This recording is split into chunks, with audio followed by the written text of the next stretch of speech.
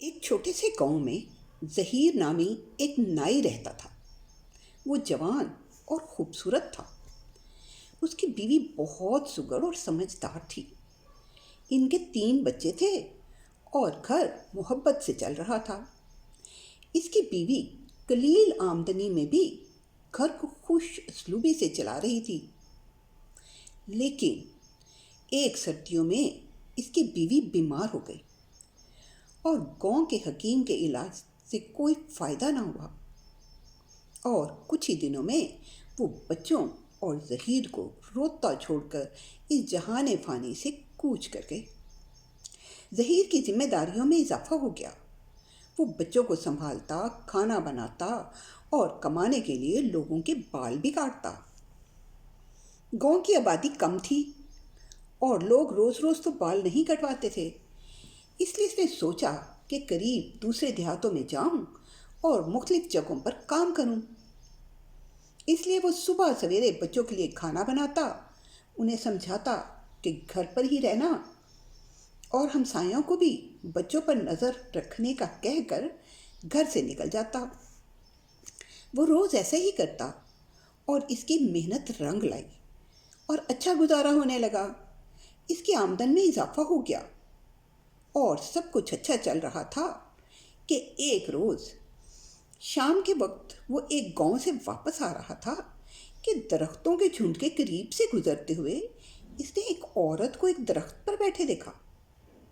کچھ حیران اور کچھ گھبرایا بھی، اور تیز قدم اٹھاتے ہوئے آگے بڑھ گیا کہ پیچھے سے آواز آئی، ظہیر رکو، اور کہا، میں تمہیں روز دیکھتی ہوں، تم مجھے بہت اچھے لگتے ہو، میرے ساتھ کچھ دیر باتیں کرو۔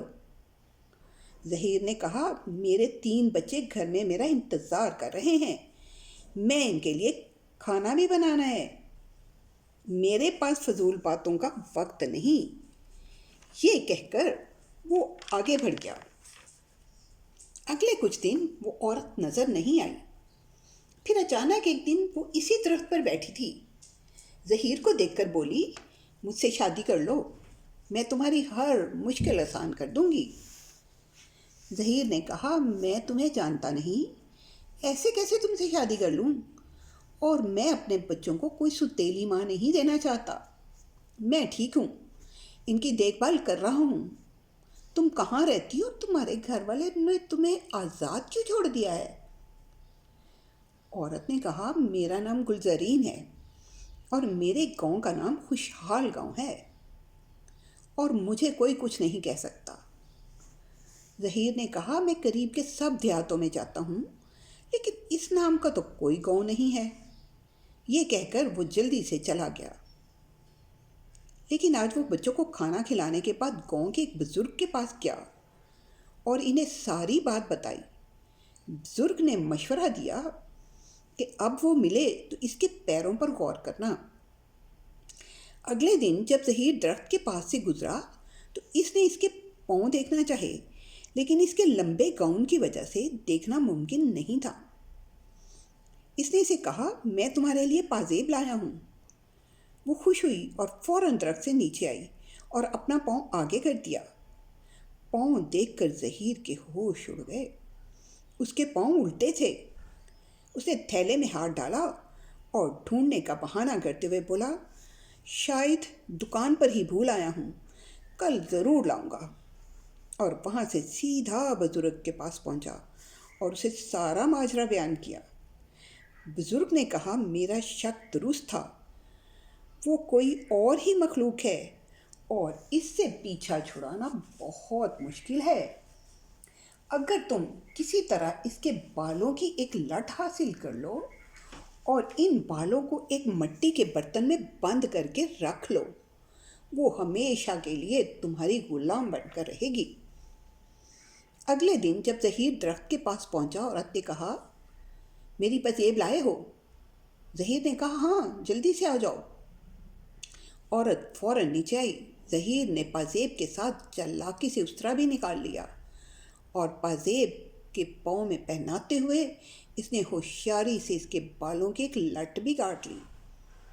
عورت زور سے چیخی، اس کی صورت بدل گئی غصے سے اس کا رنگ بدل گیا۔ تم نے یہ کیا کیا؟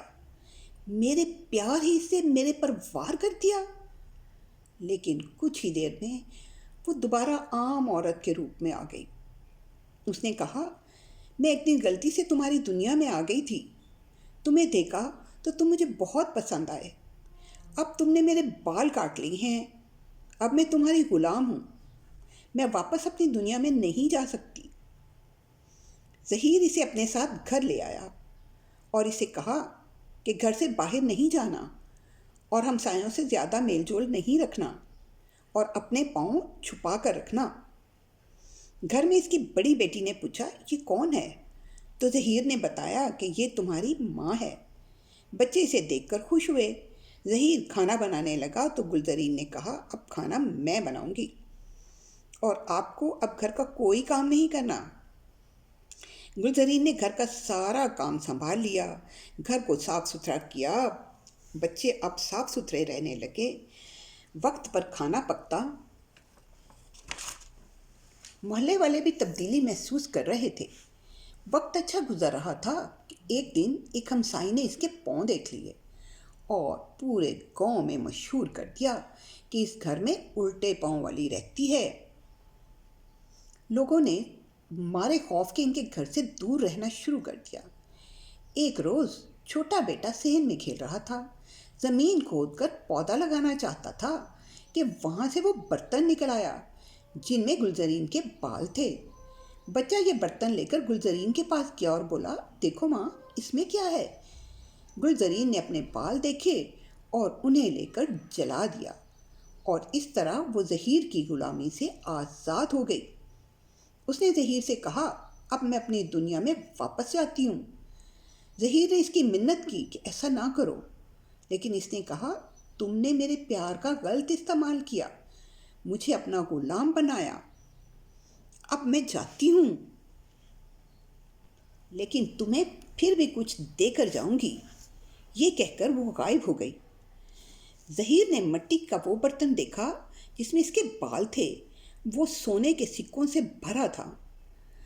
ظہیر اب امیر آدمی بن چکا تھا، لیکن گاؤں والے اب بھی اس کے گھر کو آسیب زدہ سمجھتے تھے۔